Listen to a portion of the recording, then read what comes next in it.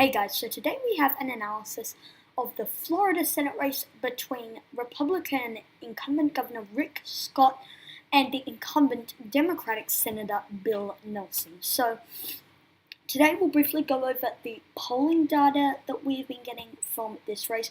We'll look at 538's forecast for the race. In addition, we'll look at the fundraising numbers, which is part of 538's model where they look where they look at the fundamentals. Fundraising is a part of this. Again, there you go, the fundraising. And we'll wrap things up by looking at the primary turnout on either side.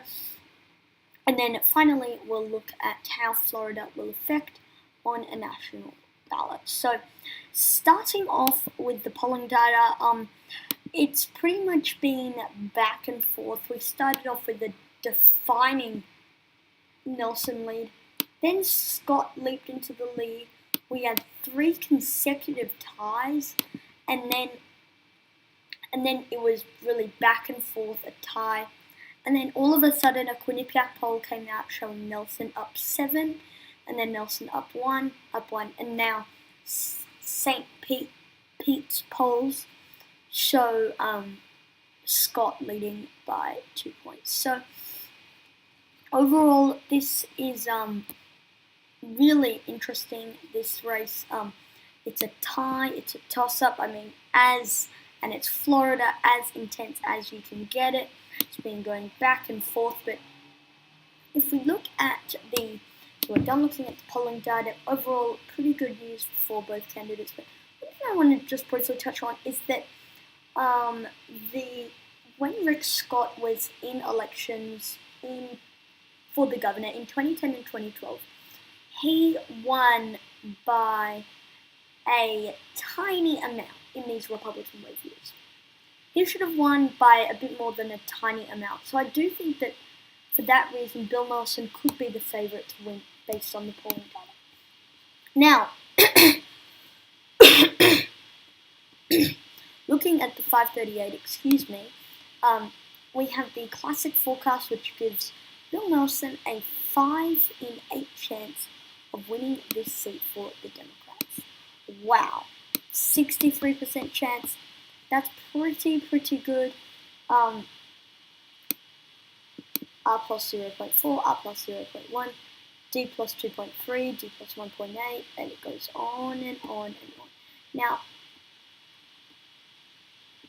even when we look at the incumbency advantage there, now if we look at the incumbency advantage, again, Bill Nelson, that would move at 5.7%. Then we look at the partisanship, 1.9%. But then if we look at the incumbent margin of election, 2.8% moving it into Bill Nelson.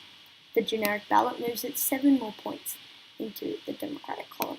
Fundraising, plus 1.6. Now, I think this data could be a bit out of hand because if we look at the fundraising, Rick Scott only has $2 million left. He already spent most of it, almost all of it, in the race. Now, incumbent voting record, and then challenger experience moves at 8.1%. So overall, the fundamentals give them a 6.9% lead. Wow, that is a one close race. The polling really close, but it's the fundamentals. The fundamentals of this race push Bill Nelson over the line. And just to wrap things up with the primary turnout, 1.5 million votes on the Democratic side, 1.6 million on the Republican side, almost the same for both of those. So,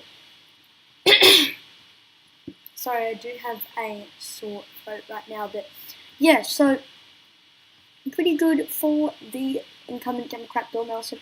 What's even going to help him even more is Andrew Gillum. Now, Andrew Gillum is a progressive Democrat running in the Florida governor race. Now, some question the fact that he's progressive, and he might not be as progressive as some people like because he is campaigning with individuals such as Hillary Clinton, even after Bernie Sanders endorsed him. So that's pretty kind of awkward for everyone involved, campaigning with the person who was the opponent of who you just endorsed. But anyway, so Andrew Gillum probably going to excite more turnout anyway than someone like a Gwen Graham or Philip Levine. So overall, Andrew Gillum being on the ballot, in my mind, pushes Bill Nelson over the head in the narrowest of margins. So thank you guys for watching this video. Comment down suggestions below and